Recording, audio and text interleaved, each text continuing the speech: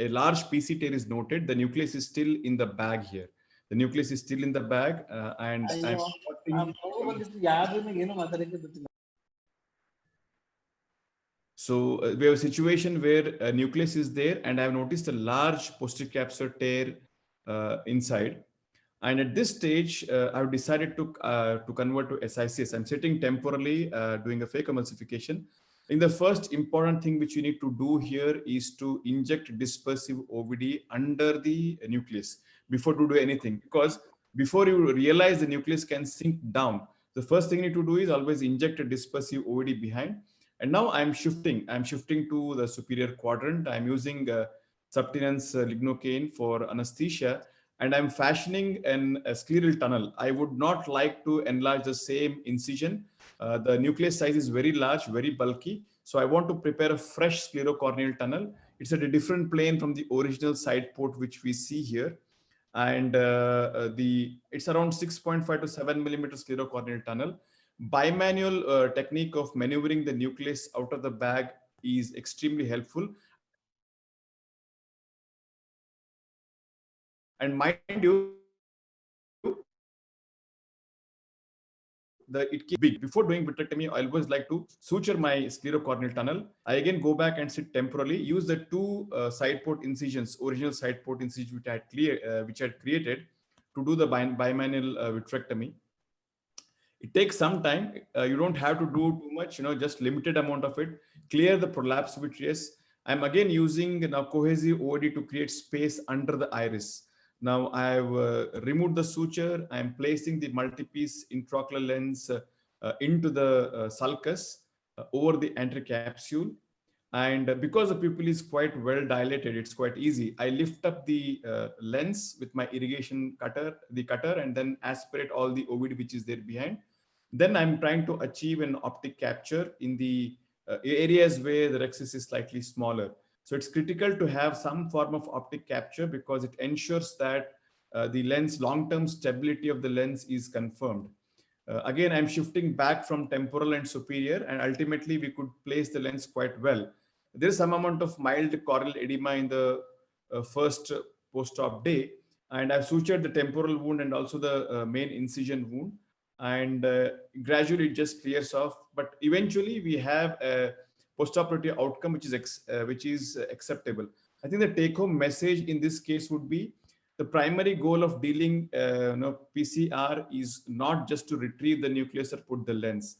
Our goal is to ensure that the retinal trauma which we are going to cause in subsequent months or years is absolutely minimal. And every patient with should have a peripheral retinal evaluation at the end of 6 weeks. It's mandatory because what we're doing anterior, we don't know what damage would have got done posteriorly. Now, one of the commonly asked question is, how do we deal with the retained epinucleus and cortex? Now, this is a posterior polar cataract which has got a PC tear. Look at the shape of the PC tear. It is slightly wider than the previous case. It is indicative that probably the anterior highlight face is already ruptured in this case. I have some amount of epinucleus and cortex in this area which needs to be removed before putting the lens inside.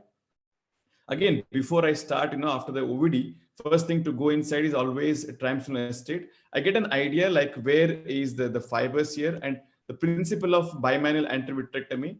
First, remove the vitreous which is prolapsed into the wound here, and then I'll be going and holding the cutter first facing anteriorly, then behind. What the white thing which you're seeing is the triamcinolone acetate which has percolated inside. It's not the lens matter. It doesn't take much time. In maybe about 10 minutes time, you can do adequate vitrectomy. And once the vitreous is taken care of thoroughly, then you have the duty of dealing with the cortex and the epinucleus. The message here would be never try to attempt to remove the cortex or the epinucleus, the vitreous in situ. Once the vitreous is taken care, then only you can go ahead and remove this. Now I'm using my bimanual irrigation. I don't want it to drop behind through the open PC. I'm using OVD under the lens matter to support it. You can either just visco express this lens matter now, or you can always go and aspirate it as well. Both the things would be fine. But the message here is, first thing would be always to identify vitreous, deal with the vitreous, then deal with the epinucleus, then with the cortex. And because now that you can look at the shape of the posterior capsule, the rims have narrowed down, again indicating that the prolapse vitreous has been taken care of. This is how the split of the posterior capsule looks. I place the lens into the sulcus. I am going remove the OVD which has gone behind the lens, and then I'm using a multi-piece lens, and an optic capture is being achieved here. The reason why I chose an multi-piece lens was this patient was scheduled for a multi-piece lens. You could have always put in a single piece lens as well, because there was enough support for the posterior capsule here. Now this is how the lens would be secure later on. Now our actual goal whenever we have a posterior capsule tear is to ensure that we have enough space left in the bag and in the posterior capsule, so that in the bag placement of lens is possible always. The goal is to prevent the enlargement of the rent. Now the rent is already here. This is the area of the posterior capsule tear here. Now my goal is I still have to remove some cortex. Some cortex is left here. I need to remove the cortex before I place in the lens. So if I can manage to retain the size, the same size throughout the end of the procedure, I should be able to place the lens into the bag. So again, before doing my IA, I would just want to confirm the amount of vitreous which is prolapsed here. I'm using triamcinolone acetate and just wash it off first. Once you wash it off, you know where the some fibers of vitreous are prolapsed here. So it looks like this is the put the probe near the capsular opening, and then irrigate, and then cut the vitreous and then aspirate it. This is already the cut part of vitreous. It won't be much of a bother. Some of the things which are going towards the wound might be a little bit tricky. You need to feed in with your second instrument, and it just takes a few minutes of efficient cutting, and you'll take care of all the vitreous which is prolapsed. It's important not to overdo the vitrectomy because it leads to extremely soft eye. We just want to remove the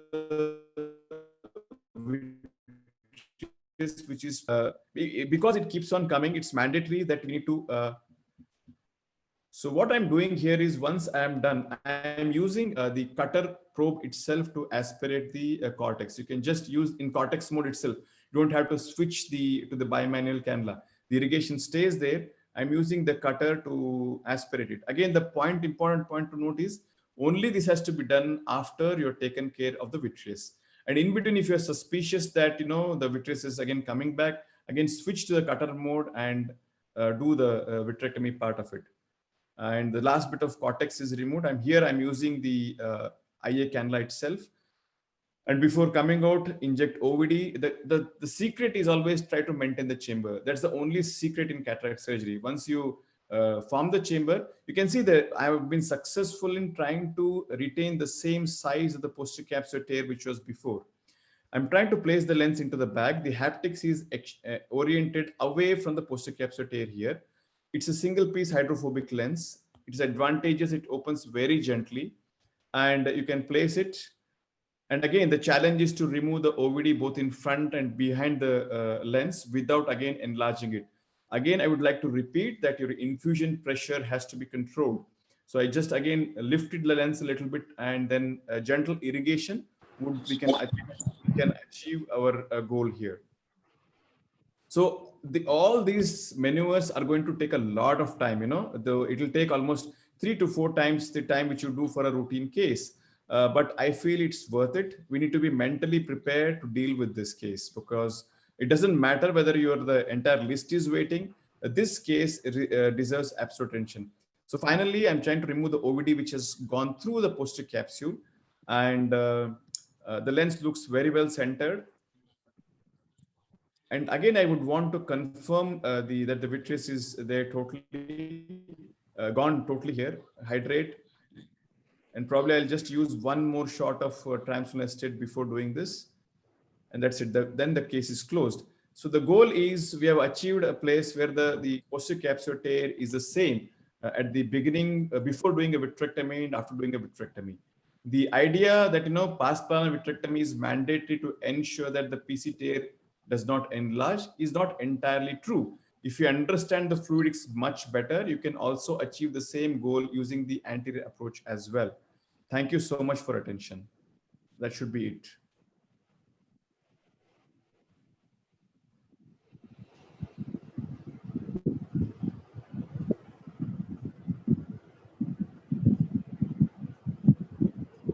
So I think, Dr. Dev, we can start the question answer session, which is there, which the list which you have made. You can ask the relevant questioner who is there, who is to answer to ask the questions, and then the concerned person who is supposed to answer will answer. In the meanwhile, the delegates who want to have their answers questions, please put their questions in the chat box. For all the 4 presentations which you have done, 4 or 5 presentations, we'll answer each of them at the during the course.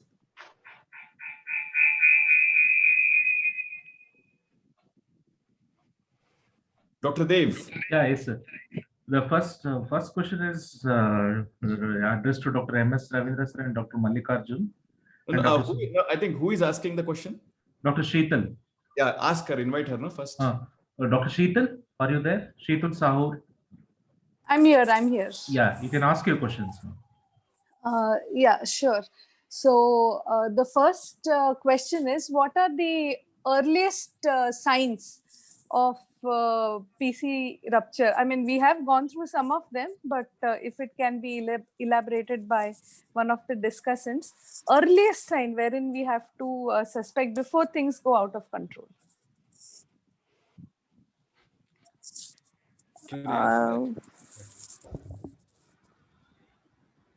I think we need to also ask the discussants if they are online. They are there, all right. Dr. Dev, you inform the discussant to be answer the question now. Yeah. I request Dr. Sundaram Shetty, Dr. Mallikarjun, or Dr. M.S. Ravindra to answer. One by one. All of them should answer one by one. One by one.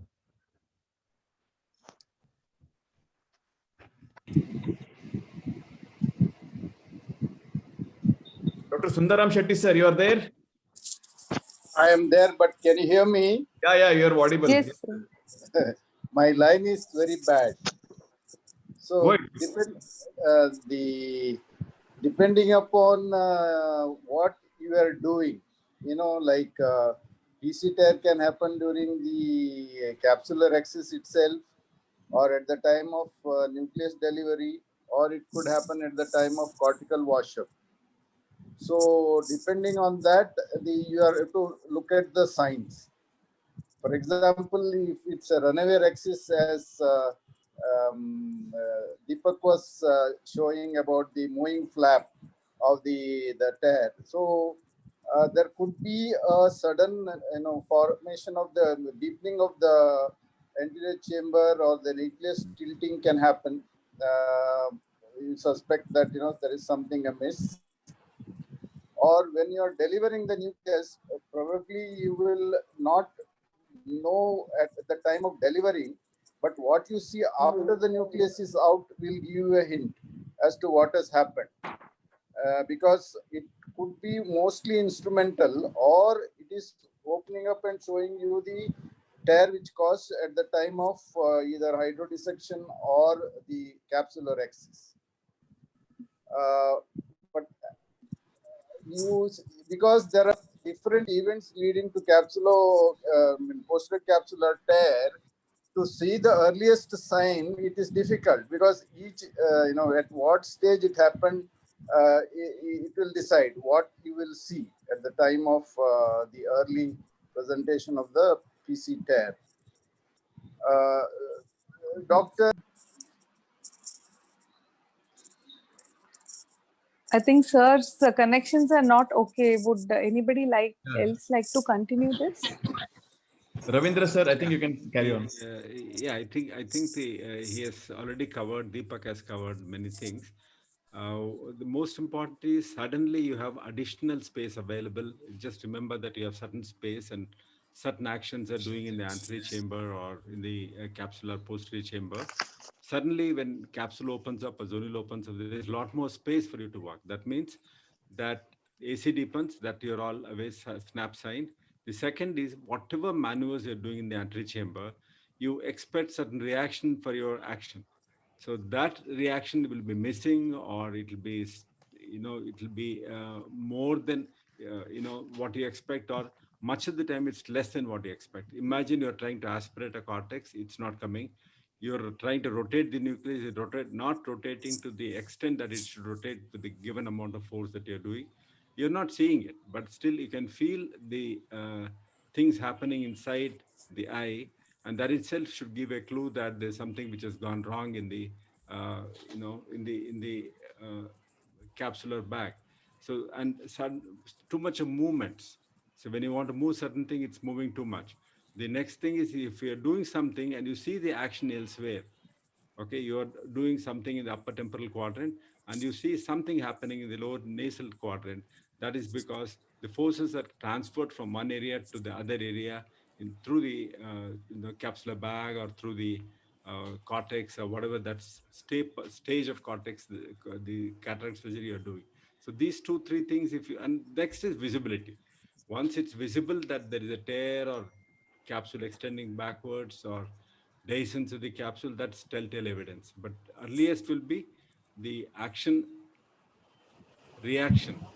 That ratio or the proportion is missing in these patients.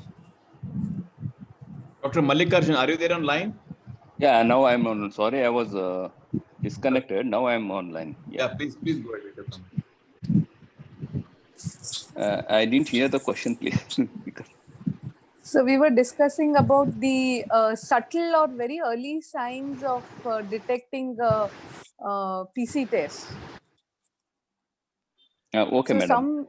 yes, sir. Some points were discussed by Dr. Sundaram Shetty and Dr. Ravindra sir also. Discussed. So yeah, the beginners, the best thing is, see, whenever they're doing routine surgery, if they find there is something going wrong than anticipated, you have to stop surgery and come out and form the AC with little bit viscoelastic and think what is going wrong there. It may not be there is something, it may not be wrong at all, but there might be a big problem that's going to happen next. So come out and see, and it depends on the stage of surgery. See, if it is after hydrodissection, you find there is sudden deepening of the AC, or nucleus is suddenly tilted, and sometimes AC becomes shallow. Suddenly it becomes shallow and the nucleus pops anteriorly. There might be vitreous loss there, and the vitreous loss is so big that it is pushing the lens up. And even you're trying to rotate it, it's not going back. So these are all the signs where there is something going wrong. That means there might be a PC rent. And other signs like once you remove the nucleus, there can be peaking of the pupil, and you should be sure that whether it is, you should assess whether it's a peaking is due to vitreous or cortex. Or sometimes if you have done a can opener, there might be a peaking of the pupil due to capsular tag also. So you have to assess it. And the most important thing, what Dr. Ravindra said is very important, and Dr. Deepak also told, whatever you are doing, you should be seeing. That is the basic of microscope surgery in ophthalmology. So focusing is very important, because when you are doing a section, you focus on the section anteriorly. When you're doing a rexis, focus on the anterior capsule. When you're dealing little bit deeper, then again you have to focus. So if you focus, I think these things can avoid it. okay, thank you, sir. Just a small point I would like to add, which I had observed many times. If the rent has occurred before the nucleus has been prolapsed into the AC, we find it very difficult to do these steps. You really have to struggle to get it out. That itself, when it behaves a little funnily, immediately, we get a doubt, and invariably you find out that yes, there was a rent that was already there. So the next question is, what are some of the absolute no-nos, that is what we should not do when we suspect a PC rent? So this would help again the beginners, so that immediately, they have to take care and see that they don't do. So what are those steps Can the discussants please elaborate that one by one? Dr. MSR, sir, you can take first. Yes, from me, whatever you do, it depends upon the stage at which you're noticed, and too much irrigation into the eye, like what I would say, too much deepening of the anterior chamber or too much shallowing of the anterior chamber should be avoided. Whatever you do is, Dr. Deepak highlighted, earlier it was highlighted, you reduce the bot light immediately if you're doing a phaco, reduce the amount of infusion, amount of viscoelastics that you're going to inject, more of pressure in the anterior chamber. It's a pressure balancing. There is a rent there. And if you put too much of pressure, into the anterior chamber, you want to press it, and that obviously widens the capsular tear or a zonular dehiscence, and things will go behind. Not only the cortical matter, but also viscoelastic go into the posterior segment that is in the vitreous cavity, which should be avoided. And too much shallowing should be avoided, because too much shallowing means the pressure from behind is going to come back. So you'll have to very minutely balance. This is, I think, there was one question in the chat box. Why do you shift to Simcoe cannula periodically when you want to aspirate the cortex, and why don't you aspirate like what Deepak did with the vitrectomy probe? My answer to that is I have better control on my Simcoe rather than vitrectomy. I don't use every day. I use once in maybe a month's time. So I have a better control on Simcoe cannula, where I can pinpoint the amount, where I have to aspirate the cortex, the amount of infusion, and the amount of aspiration. All the three are controlled extremely well in Simcoe. And Simcoe, you cannot remove the vitreous. Simcoe is only meant for the cortex. Okay, and you have to cut the vitreous. Deepak uses triamcinolone, many to every step, but I would, my technique is different. I would like to manage vitreous by the feedback I get through the microscope. You need to have the best microscope to do cataract surgery. I would insist on all of you should upgrade yourself to the stereo coaxial illumination. There is one illumination for Merite, there's another illumination, both are coaxial, and you'll get the best red reflex. Of course, you will be able to manage the vitreous with just that kind of illumination. I would like to manage vitreous with that kind of illumination. Once the vitreous has gone back, I do not want to remove too much of vitreous, only the one which is coming into the way. And in steps, multiple steps. I remove vitreous, I ensure that vitreous is behind the posterior capsule or behind the zonular level, then go back, quickly aspirate the cortex. So if you infuse a lot of, like, there is an uncontrolled infusion, infusion keeps coming into the anterior chamber continuously, that means there will be turbidity, and the cortical fibers, I respect cortical fibers, cortical metal so extensively, because that's the cause for your postoperative inflammation and long-term retinal problems like epiretinal membrane, all start from there. So I would like to remove the cortex by aspiration or guiding it out by visco, as you saw in one of the videos, visco guiding it out rather than leaving it behind and allowing it to drop.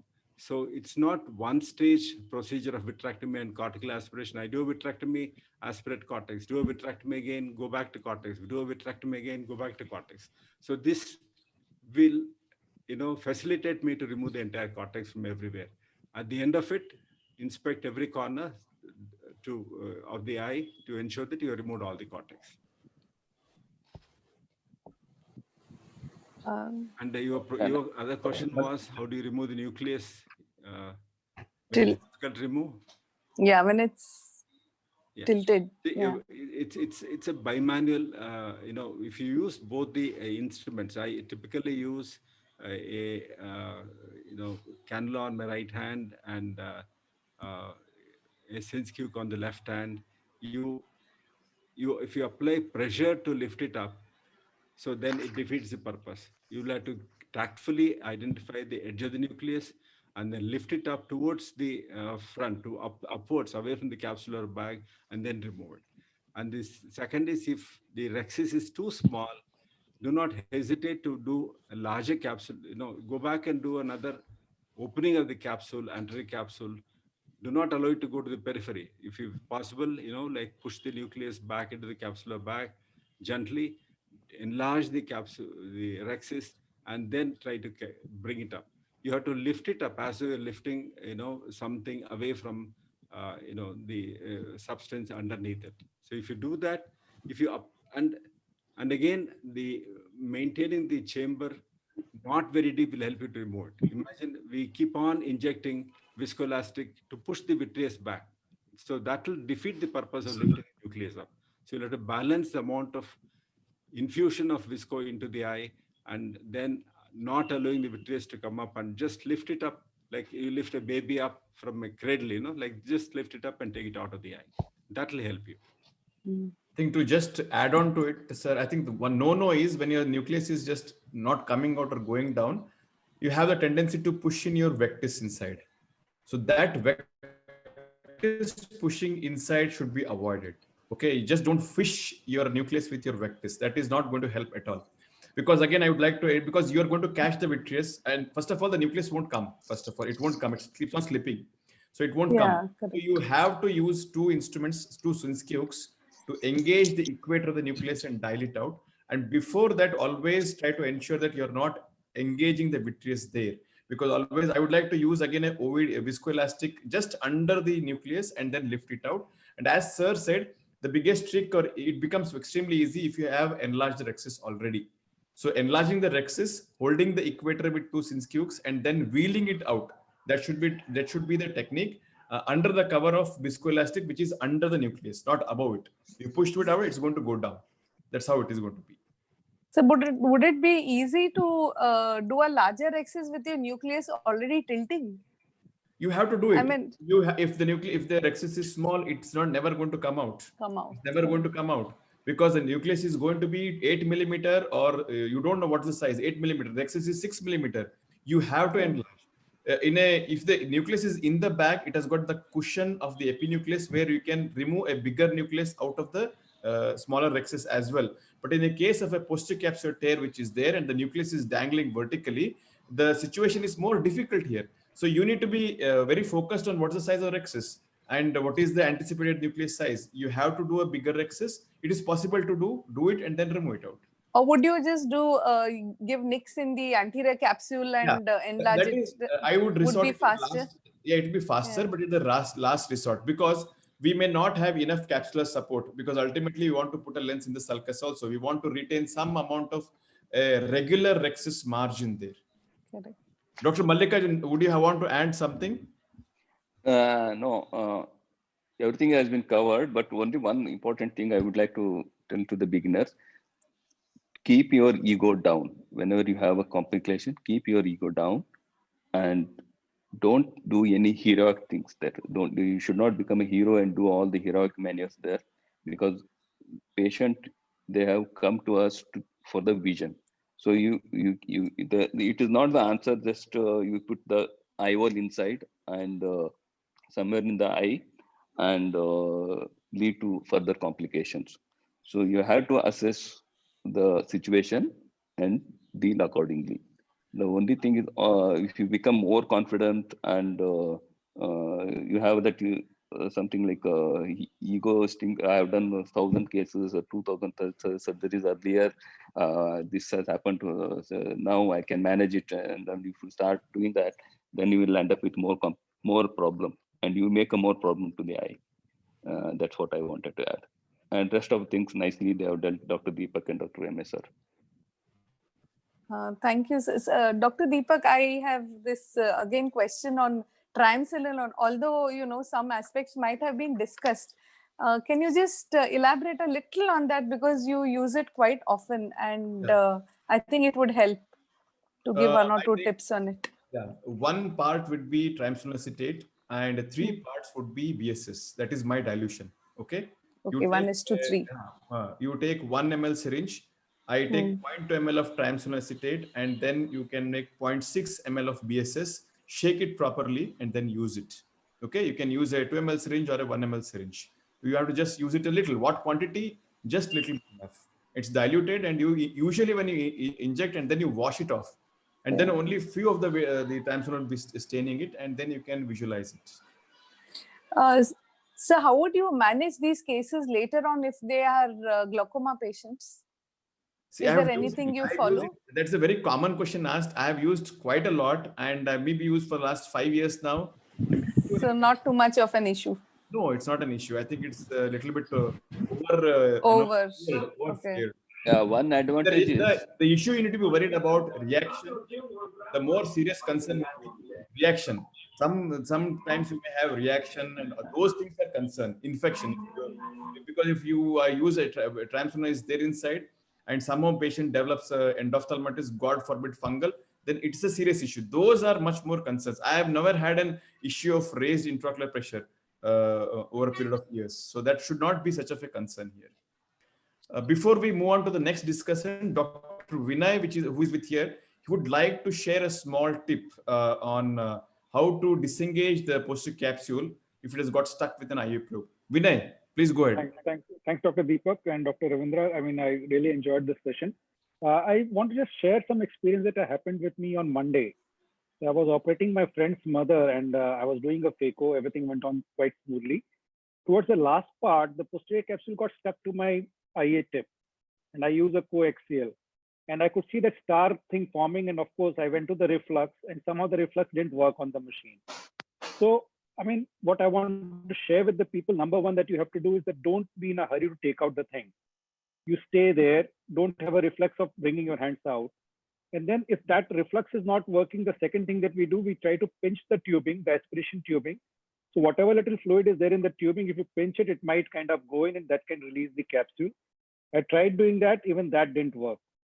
And I kept trying for about half a minute out there, and I was like all scared because the moment I'm going to take it out, I know the PC rent is going to happen.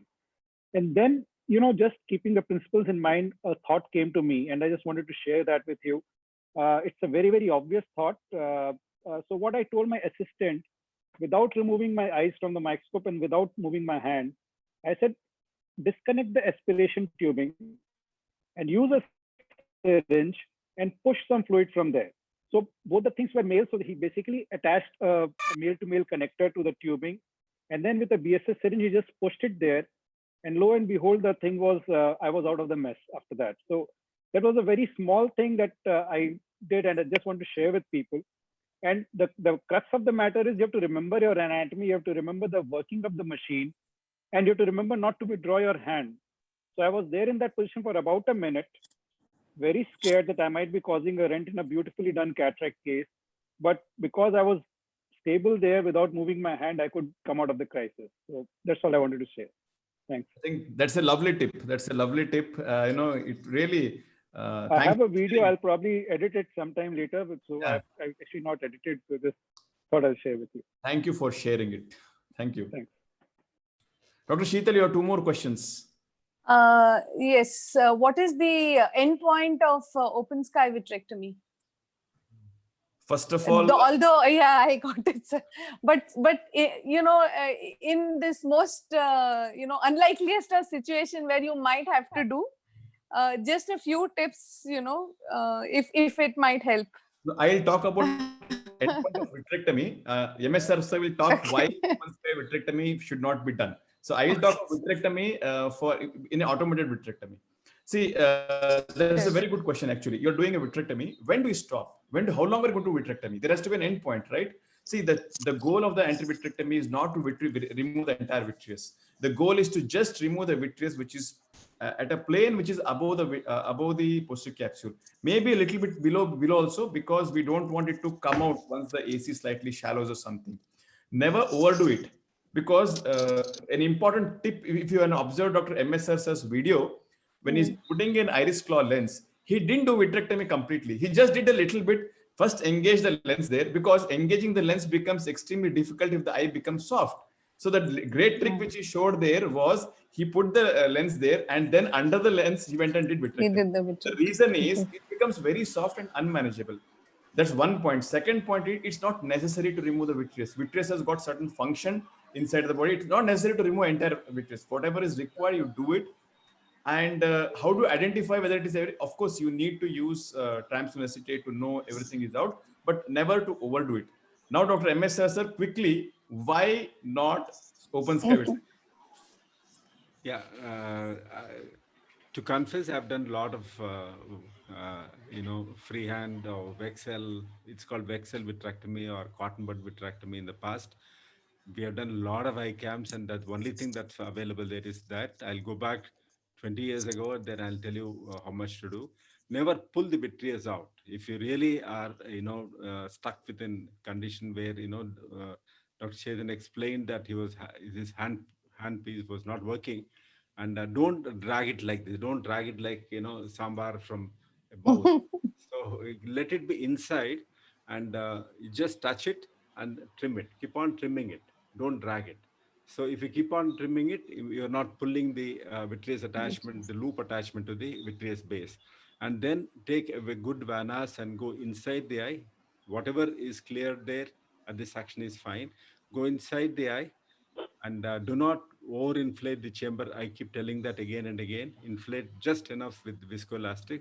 And wherever you think the vitreous has come out with the flat of vanas, you just go back and keep tripping. It's like cutting invisible. You don't know what you're cutting, but you keep doing it till the opening that it's created.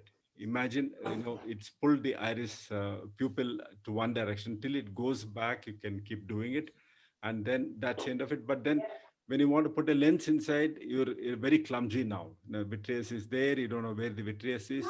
That time the your triamcinolone will come into the end. One tip I would like to add on to triamcinolone is that when you keep it down on the stand, all the medicine settles down, and on the supernatant is only a fluid. So you'll have to take it and shake it nicely. It takes a lot of time, a minute of shaking before it becomes a solution. Then I would suggest you shake it before you remove the aluminum cap, open it up. Then when you're removing aluminum cap, do not touch the rubber bung inside. Pour few alcohol drops on it, 100%, 90%, 80% on it, and let it remain wet for a couple of minutes. My take on that is 5 minutes. We put alcohol onto the bung and wait for 5 minutes till all the moisture goes away. Then directly, many people will rub it with a cotton swab and then put a needle inside. That's not the correct way. Pour alcohol drops on it and then put a needle inside and aspirate it and dilute it to the extent you want. There's no hard and fast rule how much you will have to dilute. I dilute 1:1, and I do not inject too much. I inject just a little. My idea is to just identify the vitreous fibrils and then aspirate it or flood it out, and you will see that staining of the vitreous. So, Sir, I have a question. Can I ask? Yeah. So, what is the foot? Yes, madam. What should be the foot pedal position when you're doing vitrectomy? Is it position 2 or position 3? I do a vitrectomy machine. I don't use the phaco machine to use Okay, it. sir. I think Deepak has to handle it. So Yeah, see, I start basic with cutting. Okay. Sir, you go ahead. I take the probe inside. I start with cutting. I cut first. I keep cutting it, and then aspiration is very low at that point of time. Cutting is the main thing. You keep on cutting it and a very low aspiration mode. And you should not use aspirate at all. You should not use aspirate alone. It has to be cut followed by aspiration, so that you cut the vitreous before you actually suck it out into the eye. And infusion is not linked to it. Infusion is guided by how much is the, this thing that's controlled by my left hand. My right hand aspirates and cuts it. I think Deepak, the foot switch you will have to talk about, phaco foot switch. See, the first is irrigation. Irrigation is on, then you go to cut, and then you go to aspirate mode. Okay. So position 3, as you're referring, would be the aspiration. So the machine, the setting is such that irrigation is on first, then you cut, and then last would be aspiration. That is the standard protocol which we follow here. In the next week, I think we're having an entire session only on anterior vitrectomy. Okay. So we'll discuss much more in detail. So why I asked is when I was going to the aspiration mode, the AC was becoming shallow. See, the problem is your settings are not. Your flow rate is very high, vacuum is very high compared to the bottle light which is going. So the irrigation and aspiration are not matched. That's the reason it is collapsing. Simple. Okay, sir. Okay. This is one more thing to add. Everybody has this problem of. I have an anterior vitrectomy, and that day it was not working. most of the time I hear this, because when you have vitrectomy, all these complications will not happen daily. They will happen once in a while. So you have to check your vitrectomy machine, even if you're not using, once a week, or if not twice a week. You have to connect it, see whether it is cutting or not, whether any problem is there, and keep it like that. And one more thing is, you have to train your all the staff to set up the vitrectomy machine. That is very important. Even the phaco machine doesn't work, and you can stop the phaco surgery and do convert it to SICS, or you correct the phaco machine and do continuous phaco surgery. But vitrectomy, if you not set correctly, that at that crucial time, you will avoid, you may land up with some more problem without doing the automated vitrectomy. I would like to just retell what Dr. MSR had one told. It's a very famous statement. You cannot start a surgery if your vitrectomy machine is not working. So I remember that to the T. Okay. So it is probably the most important machine which we can have. And we have an entire session the next week. So we'll discuss in detail. Now, since Dr. Preeti, you're in line, can I ask you to ask your questions and finish your set of questions now? Sure, sir. Why do the beginners fail to detect a PCR early and probably end up with IOL drop or something like that? Is my first question. Dr. Heralgi and Dr. Shilpa, you have to answer. Dr. Mallikarjun? Again, the basic. Yes, the first and foremost. Yeah, go ahead, madam. The very first thing that beginners miss out is poor visualization, and it starts from positioning the patient first. The patient's forehead and chin are supposed to be parallel to the ground. If it's not there, then definitely you have a poor visualization of the ocular structures. And second thing is pooling of fluid, which gives you very weird reflexes. We are not going to visualize the things. The second thing is microscope focusing. If microscope is not focused on the particular structure you are planning to look at, as in when you're doing cortical aspiration, if you're not focused onto PC and cortical matter, that again is going to trouble you. To higher magnification or to lower magnification, again the same thing. To higher magnification, the depth perception goes off. You don't realize whether you are catching hold of cortical fibers or a PC. The same with vitreous strand also. The next thing's anticipation, that this case can have a PCR is very important. Say non-dilating pupils, posterior synecdoche, previous trauma, previous intravitreal injections, vitrectomized eyes, age of the patient. As in very aged patients, there will be a thinner PC. The similar way, age of the cataract, a long-standing cataract definitely again has thinner PCs. A very aged patient, again debilitated patient, might be coughing on table. A little longer surgical time, again patient is bothersome. All these things we are supposed to anticipate and deal with it. The third thing that adds up is inadequate surgical experience, which may lead to missing out onto subtle clues about the PC rent, like sudden deepening of AC.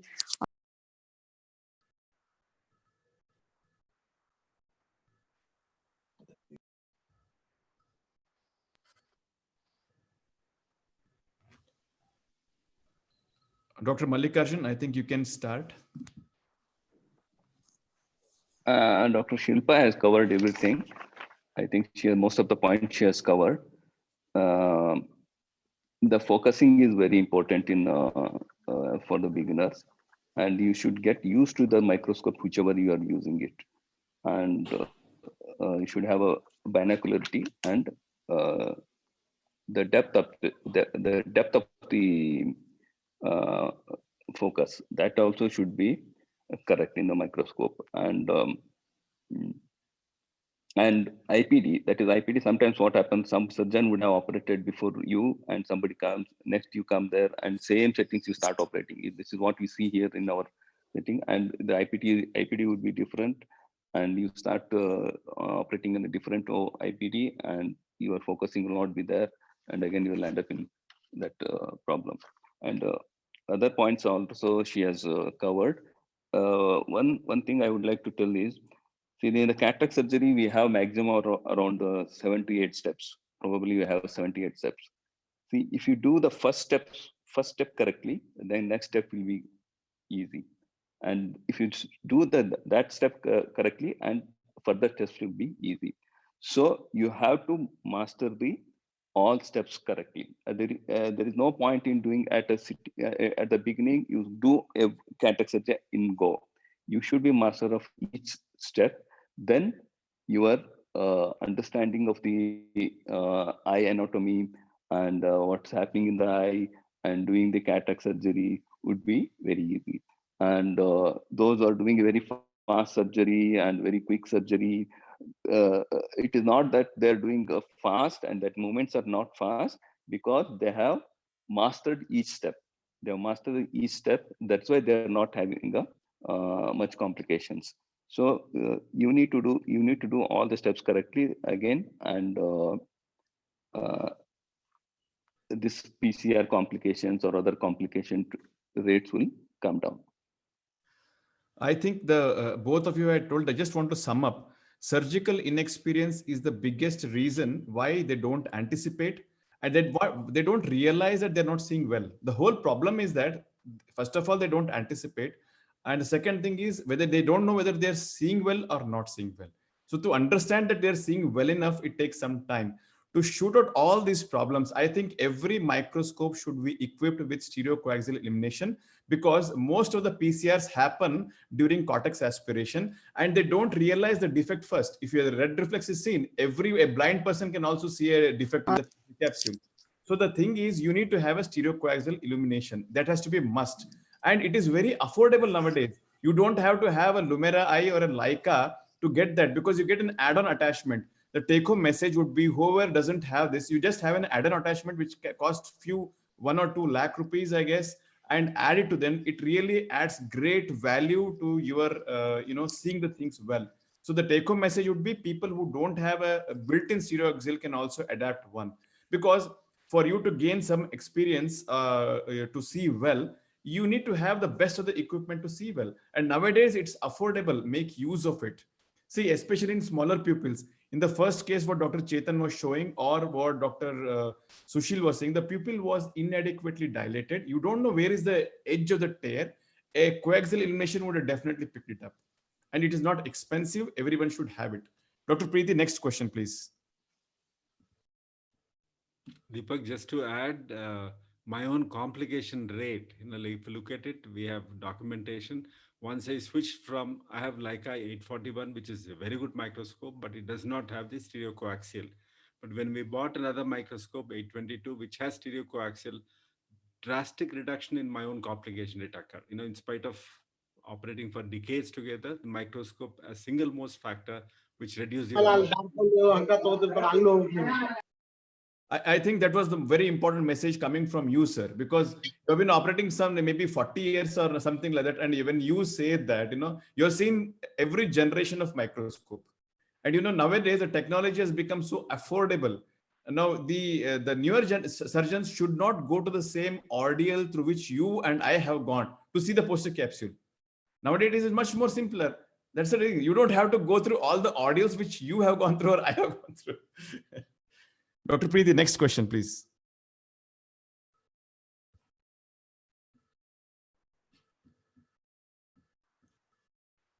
Okay, can I ask what is the acceptable incidence rate of PC tears by a surgeon in uncomplicated cataracts? Dr. Mallikarjun first. What is acceptable incidence rate of PC tears? No, what should be an acceptable PC tear? Say how many?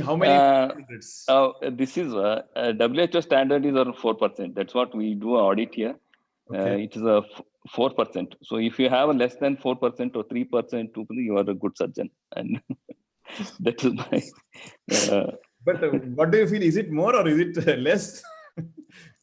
I think it differs from surgeon to surgeon. No, but yes. I think we have to have some standards, for us. So 4%, I think it is too high. That's what my personal thing is.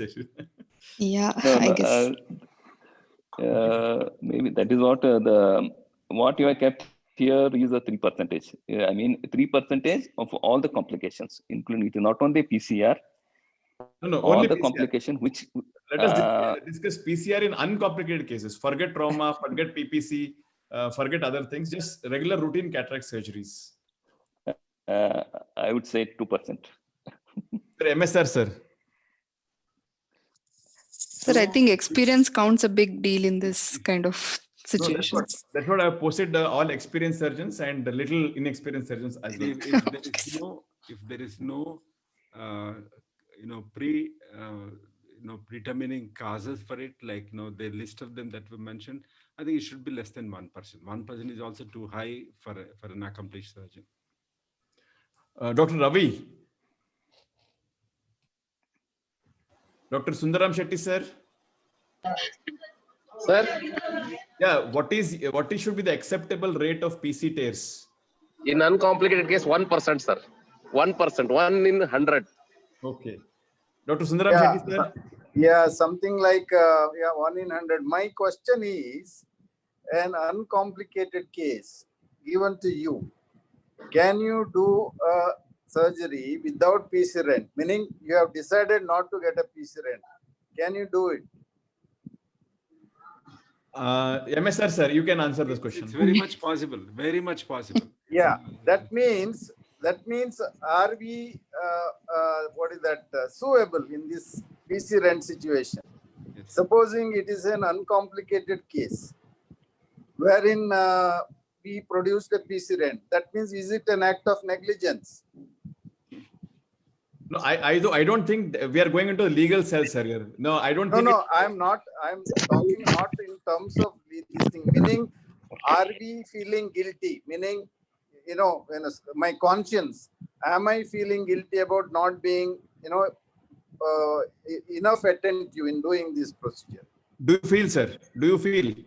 Yeah, I think so. In a sense, when the number of the cases in the list increases, or the unfavorable situation, supposing you're doing one case at a time or 2 cases or 2-3 cases at a time, this percentage can be 0. In a sense, very rarely you will get a situation like wrong instrument, or sometimes this irrigation aspiration current connected in the wrong way.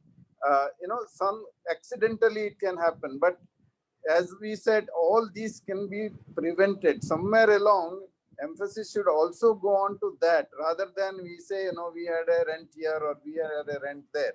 It is a preventable this thing in a normal situation, meaning uncomplicated case. So that also should be part of the management. That is to avoid. So, sir, yeah, just to finish this discussion, I think, see, Sundaram Shetty, sir, and MS Ravindra, sir, you have seen the entire era. From intracapsular to phacoemulsification, you have seen the entire era.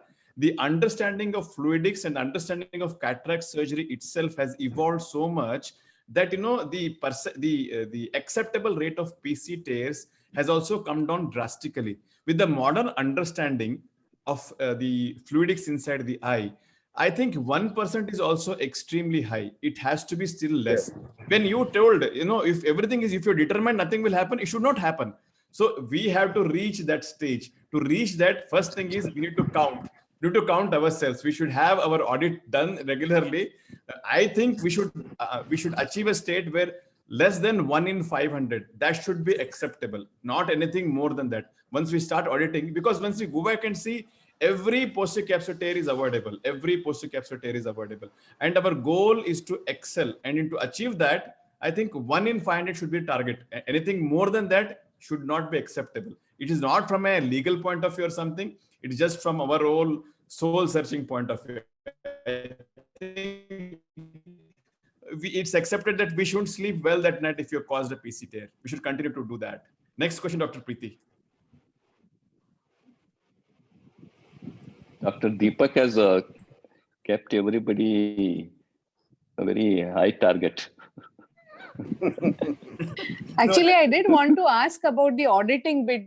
Do most people follow that? I mean, it's an extremely good practice to do it, but does it happen very often? I think most of the youngsters are used to those who come out with good institutions. They audit their surgery. I know all the youngsters.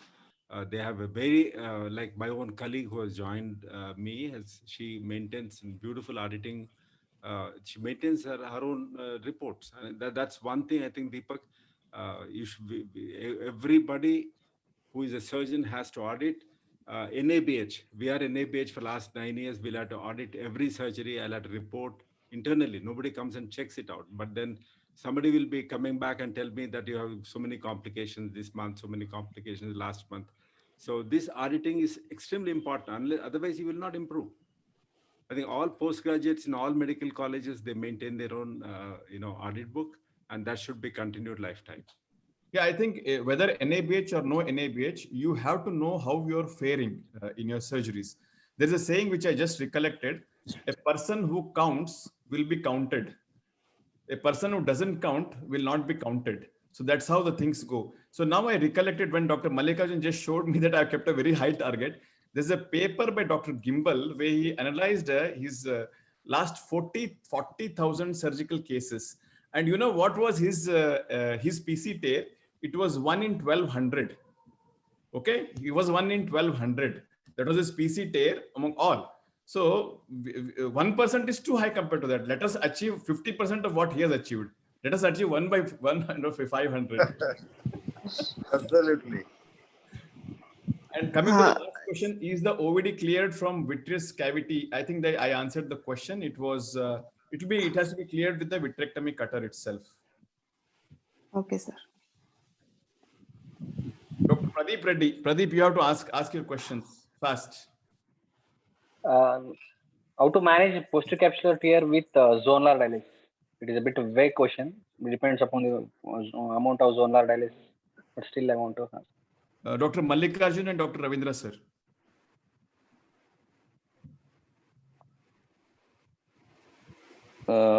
It's a really difficult situation because we have a general dialysis and also a posterior capsular tear. And also it depends what stage we have.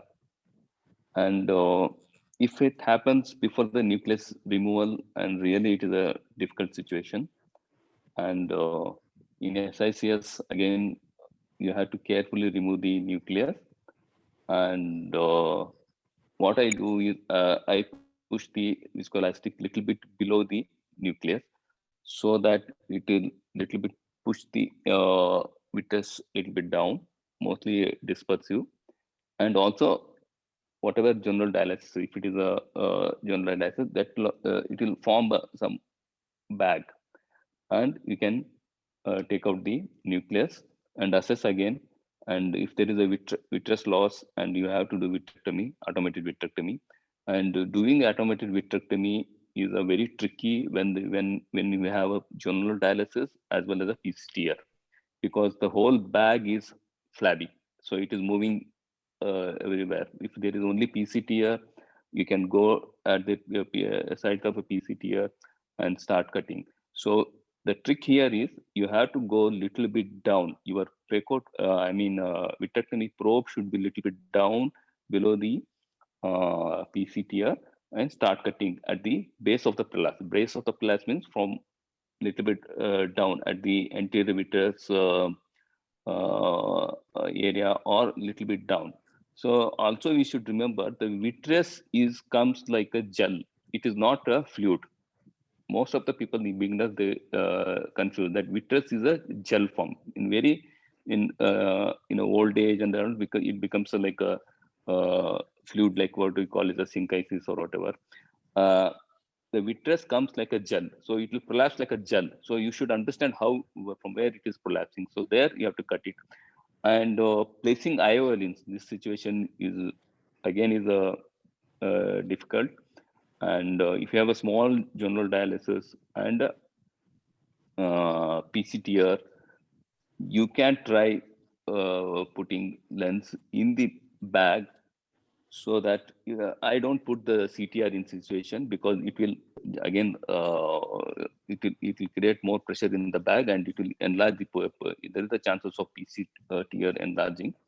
I place a 3-piece IOL and making that sure that if it is a small general dialysis, making sure that the haptics will stretch the bag lid and bag, and you have a good vitrectomy, then IOL might stay in the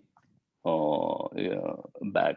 And if you have very large general dialysis and PC tear, and it is very difficult to put in the sulcus also, because there is no support in the sulcus also. In such situation, if it is large general dialysis and big PC tear, I usually remove the whole bag, go do a good vitrectomy, and place a posterior iris claw lens. I think Dr. Ravindra sir can add more to this situation. I think you've covered it extremely well, Dr. Mallikarjun. The only thing I'm going to ask myself is, whatever I'm going to do from here afterwards, will I be able to put a lens inside the eye, which is stable on a long-term basis?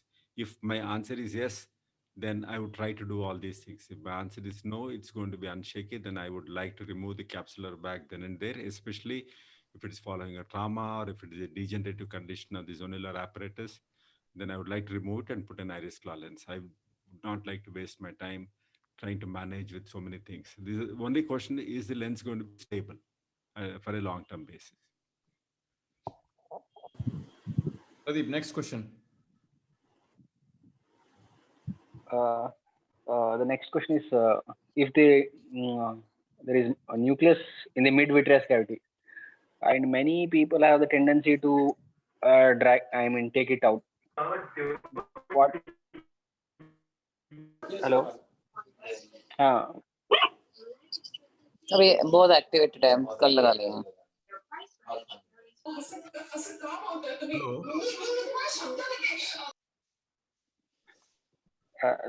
My question is, when the nucleus in the mid vitreous cavity, there is a tendency to take it out.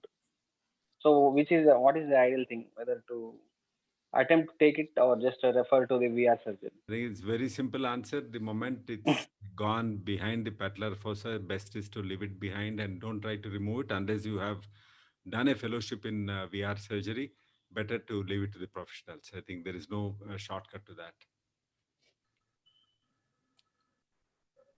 And one more last question, sir. I've seen one case, a few cases also, that the surgeon will be placing one lens and which has dropped into the vitreous cavity, and he will place one more in the sulcus. But the post-op, sometimes there won't be any reaction or something. So what to do? I mean, whether that's again strictly no. Maybe a long time ago they used to suggest that just to give the immediate rehabilitation to the patient, and thinking that the lens which is inside the vitreous cavity may not cause any problem. That is proved to be wrong. This lens has to be removed from the vitreous cavity at some point of time, and then the only way you remove it is through the anterior route, and your lens will come in the way. The best is to accept that the lenses fall inside, explain to the patient, get it removed, and then implant the second lens. It is different if a nucleus has dropped down, and if you're sure that if your vitreoretinal colleague can remove it by phaco-fragmentation inside the vitreous cavity by a fragmentome, he has a fragmentome, he is not going to disturb the IOL that's placed in the anterior segment, then you can place the lens, nucleus left inside the eye for your colleague to fragment. There are two approaches. You use a fragmentome to fragment this within the vitreous cavity, which is actually more damaging in my opinion. I would like to again take it out through the anterior route. It's very easy to take it out through the anterior route, limbal route, and then put a lens inside. So in both the conditions, if it's me, then I would, like being a vitreoretinal surgeon, I can manage it myself. I do a 3-port vitrectomy and remove and finish off the surgery. But for anybody else who is not trained vitreous surgeon, in both these situations where the nucleus has fallen down or when the lens has fallen down, it's better not to put a second lens inside. So if it's a soft lens, even then can it be? So can we put a? That's what. Even if it's a soft lens which has fallen inside, it has to be removed. You cannot leave it. Any nucleus through the fragmentome, is it better? Yes, Is it if a easier? soft nucleus can be removed through a fragmentome, or a hard nucleus can also be removed with a fragmentome, but then your colleague who is going to do a vitreoretinal surgery should have the facility. If he prefers to take it out through the anterior route again, your IOL is going to come in the way. So you'll have to interact with your vitreoretinal colleague and take a call on it. But Yes, sir. IOL cannot Thank be you. fragmentomed. IOL has to be removed through the anterior route. So the question was, when there is an IOL, can you put a second IOL? There is a case where there are 3 IOLs. 2 IOLs have dropped, doctor has put the third IOL. The surgeon has to remove all the 3 IOLs from the eye and then fix it. It was reported. And another common question asked is, when the nucleus doesn't come out and you have to close the eye, that's what the most common, what the botheration, I should say, the younger surgeon have, what should I tell the patient? Okay, that is, see, you are worried about something which is totally irrelevant. Just close the eye and say, the cataract could not be removed. I have not done surgery. You need to go to somebody else to get it removed. That's all you have to say, nothing else. Don't try to fish out everything and nothing. Just close the eye and say, I couldn't do the surgery, and my friend is a better person to do because the lens is much more posterior. I can't do it. You just go and get it removed. That's all. You should be prepared with the answers also. Don't have to do anything else. Just say, surgery is not done. I just couldn't remove the cataract. Cataract is there. It has to be removed by my friend. He'll do it. That's all. Pack it and send him. Can I give a small suggestion in this, sir? Because Sure. What I would suggest every anterior segment surgeon is that you should have a posterior segment surgeon as a friend.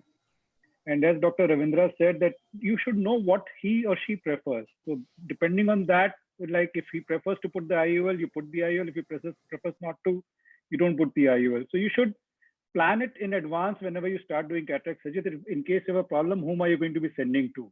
That takes away a lot of pressure from your head also. And you know the preferences of that surgeon. So I personally would prefer to use a phaco-frag. So I would prefer my anterior segment people to put an IOL and send. But then you should be aware about what your person feels like. Okay. Thank you, Vinay, for that comment. There was Malika. There was one more question, whether we can do a secondary IOL or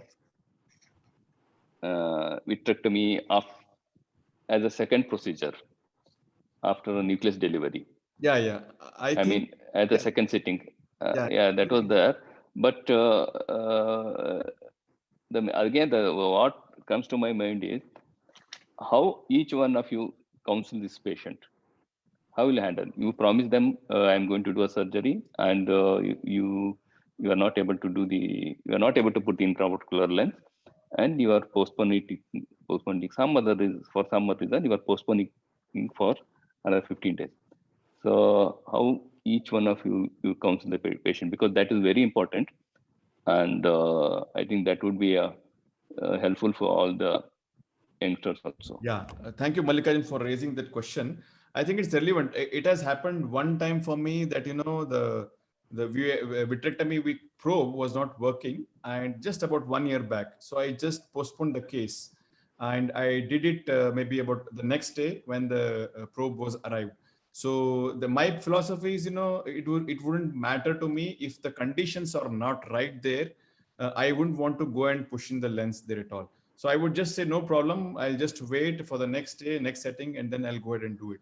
So in the worst case scenario, this is my preference. And Dr. Chetan is here. His first case, it was a similar situation. He had a situation where the vitrectomy cutter is not working, was not available. The pupil has gone down in size and is not seeing well. I would have done something similar in that case. If the vitrectomy cutter was not available, I would just postpone it. I would have told him that the cataract is out, but the lens could not be put because of some reason. One machine was not working. So I'll just get the machine repaired and then put the lens when it gets repaired. That would be my approach. MSR, sir. I think youngsters should be counseled. Like I keep telling you, not done any error. You see, basically we take the onus that I'm the cause for this. Just take it out from the mind. You're not the cause for it. This circumstances created it. You had the best intention to do the best surgery.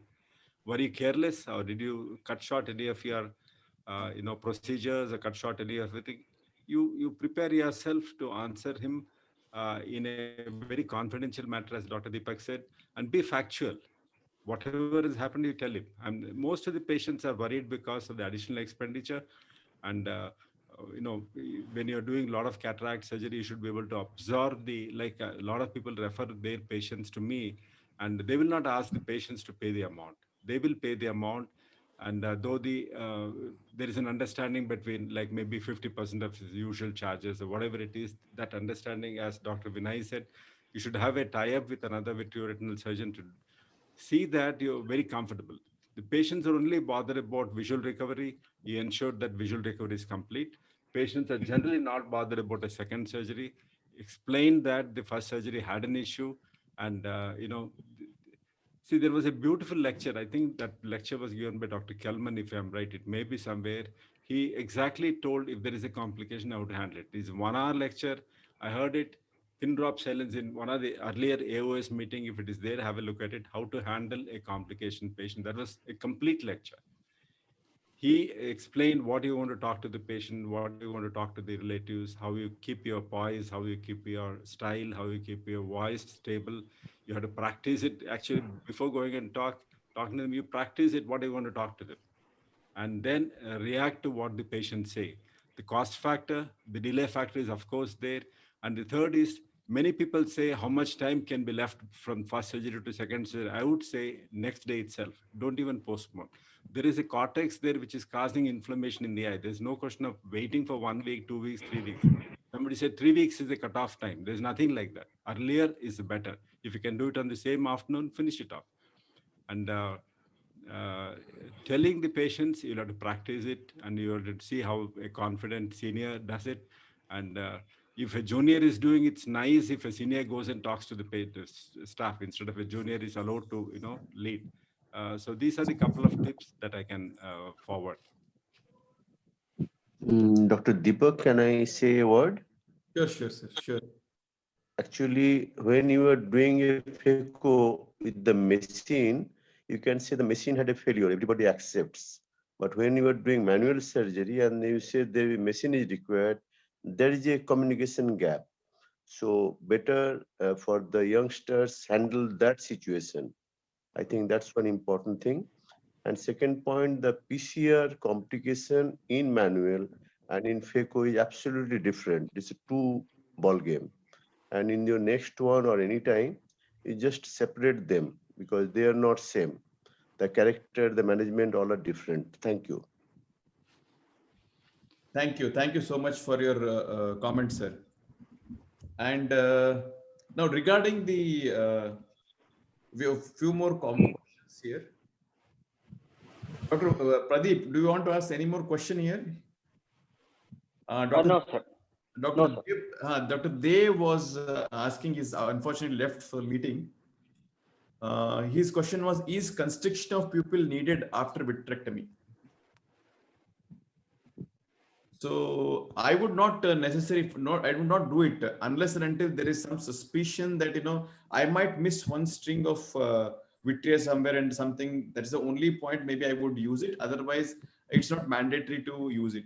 And even iridectomy, if you've done a good vitrectomy and you're confident about vitrectomy, I don't think even iridectomy is necessary. I don't do it in all my eyes which have had a PCR. No, I don't do it. It's not necessary. If you're sure that vitrectomy is done all right, then I'm not sure that iridectomy is going to help in any way. I've done a vitrectomy. I've placed the lens into the bag. In that situation, I don't think iridectomy has any role to play.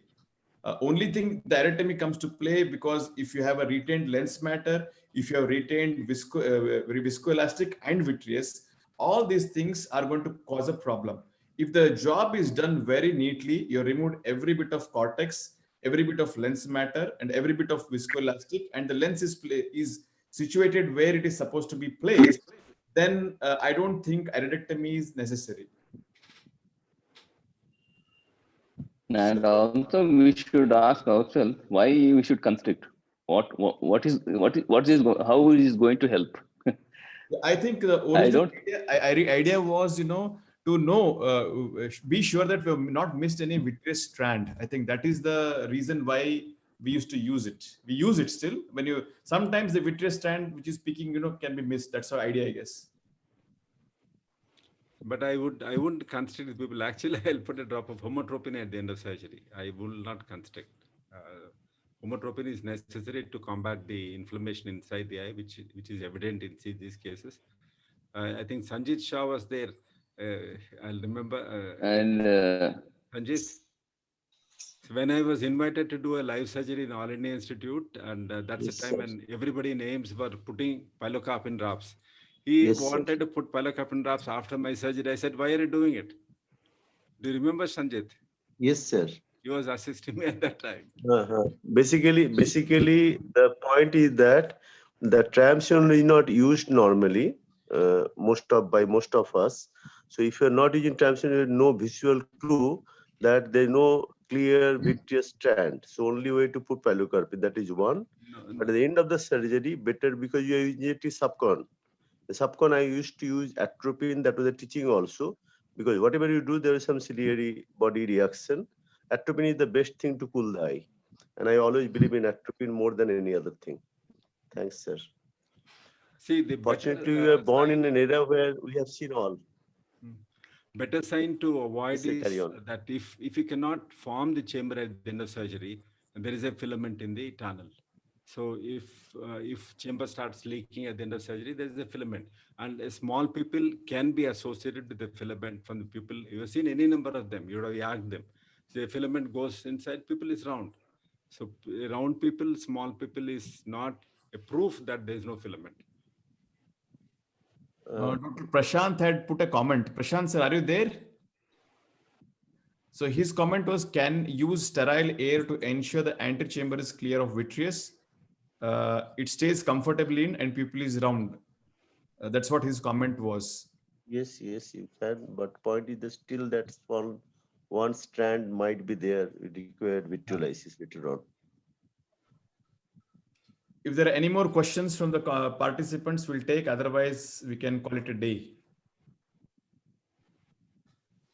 One subtle sign of, you're pulling the zonules, especially when you're doing under topical anesthesia, is pain. If the patient says, if you're trying to rotate the large nucleus, if the patient says he's got pain, that means you are putting traction on the zonules. So this is any number of times I've seen through the small rexes, you're trying to, take the nucleus out, and when the patient says pain, that means there is something happening in the zonules. A pull on the ciliary body is painful.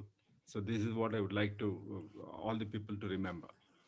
Yes, this is very Dr. important. Sachetna has raised his hand. I'd like to, Dr. Sachetna, you can go ahead with your question.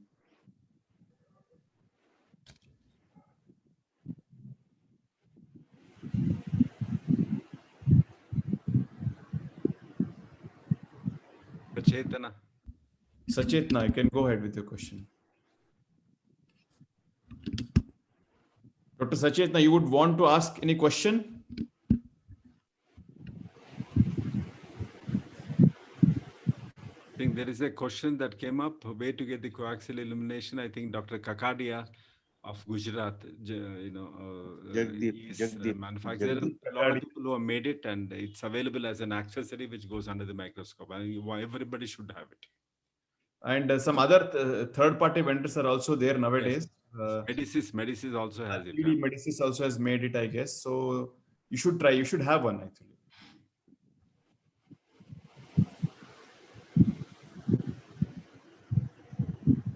I think if there are no questions, we should. I think we are late now. We had a very good question. Dr. Pradeep, would you like to sum up? Anybody else has a question? No, I have. Can all the people tell exactly in last 100 cases what exactly caused a PC tear? Can you just enumerate one, two, every one of you? See, last two precedents I have. But Dr. Ravindran, you have to show your video. No, now it's too late. But Dr. Ravindran, you have to show your video. Yeah. Dr. Ravindran, your video was more important than this question. No, sir. You can just tell us, no? What was the cause? You can just discuss that. So I had last time when I had a PC tear, when I was aspirating the cortex, the AC was getting shallow. The side ports were more leakier than Of course, it was a FECO where the side ports I had made was more leakier, so AC was not getting maintained. Maybe I should have increased the bottle height that time. So the bulge of the PC, the tip of the probe touched the bulge of the PC, so that caused the PC rent. Dr. Deepak, you wanted to say? Sir, you're telling something. You just finished you wanted to tell something. Well, last two cases. Last three cases I can say. 2 cases were because of a runoff rhexis. Both of them had runoff rhexis. I was very confident that I can manage very well. But in both the cases, I had a tear in the posterior capsule. I could very well manage and put a lens inside, but that's runoff rhexis has to be avoided if by all means, whether it's a mature, immature, whatever it is. The next was a small rhexis and a large nucleus. I was trying to pull it out. I had a large zonular rhexis, which I couldn't manage, and then I had to salvage and put an iris claw lens. These 3 I can enumerate with my memory. In essence, it is mismatch, sir. It is mismatch, whether it's a fluid mismatch, pressure mismatch, or size mismatch. Mismatch is not there, no PCTR.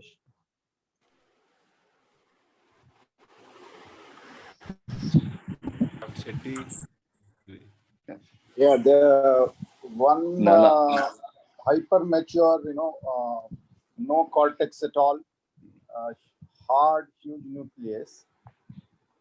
There was a rent after removal of the nucleus.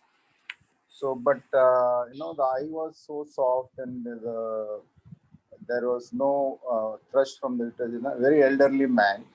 So, with the minimum of the vitrectomy and dry aspiration of the cortex, hardly any cortex. So, the lens could be put in the sulcus. So my case was, again, I had one case of rhexis going radial into the posterior capsule in a phaco-lytic glaucoma, long-standing and weak capsule, and second was cortex aspiration. And both would have been avoidable, I should say, if my concentration levels were slightly better. At that time. Mine I had around 15 days back. It was a high myopia. I was doing a phacoemulsification. Usually I remove the viscoelastic behind the lens. Because I think I was a little bit overconfident. I didn't focus nicely because high myopia, the PC tends to go down. And even though I have reduced the bottle height, it was going down. I think I was not seeing it properly. I caught the PC and had the PC rent. It is looking like Papnash. We are all washing our sins here. Trampoline. It's a good thing, actually. Confession in the church. Confessions in the church. Confessions. It's a confession box. It is like catharsis. In my out case, of the system. Yes. in the phaco, once I am doing, and if the fluid bottle is not checked by somebody, and the fluid becomes off, and everything was fine, everything at the end, because the fluid was not there, air bubbles come in and the capsule come on my tip and it is ruptured. So this, anybody who uses only phaco will see this. If somebody in the team has to keep an eye to the fluid bottle, otherwise this will be a problem, and it's a genuine problem. Thanks. Yeah, I agree. My last PC rent was also because of the same thing, and it was basically because of my overconfidence. My staff told me, "Sir, fluid khatam ho raha hai." I said, "Nahi, thoda sa reh gaya, I'll be able to manage it." So if I realized the last 3 PC rents I had, 2 was because of my overconfidence. One was a pre-existing PC rent, so that was of course there was a PPC which I could manage well without a PC, without a vitreous loss. But the 2 ones where I was the culprit was because of my overconfidence. So I think initially you have complications because you are a novice, and at a later stage you have a confidence. You have got complications because you get overconfident. So I think you have to somewhere strike a balance. In our ECC days, the PC rent was mainly at the last part of the cortex. 100%. That 100% killed that cortex.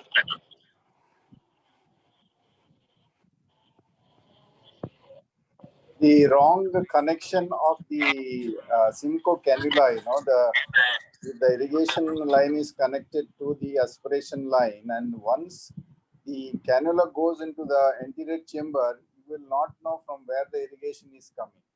So you inadvertently aspirate, and it is from the irrigation side that the capsule gets caught. And it's very important to check this irrigation going before we enter the entry chamber, so that you will know from where the fluid is coming. So because usually it is done by the assistant who, inadvertently connects in the wrong way.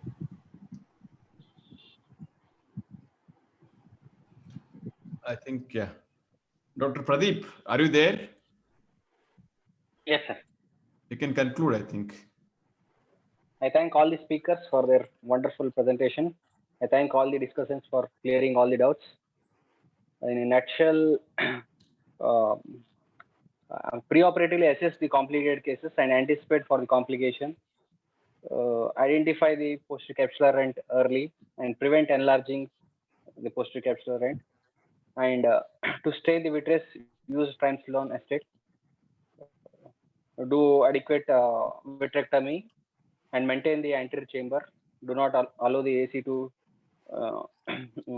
shallow, and place the lens if the bag is adequate in the bag or in the sulcus, and once again check for the any vitreous strands, and close the IOL, and most importantly, after 2 to 6 weeks, have a thorough peripheral retinal evaluation as suggested by Deepak sir.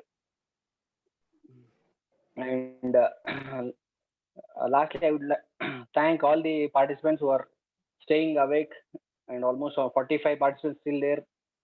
Already it's 10 minutes past 11, and this keeps ISMS motivated to come out with a much more interesting topics.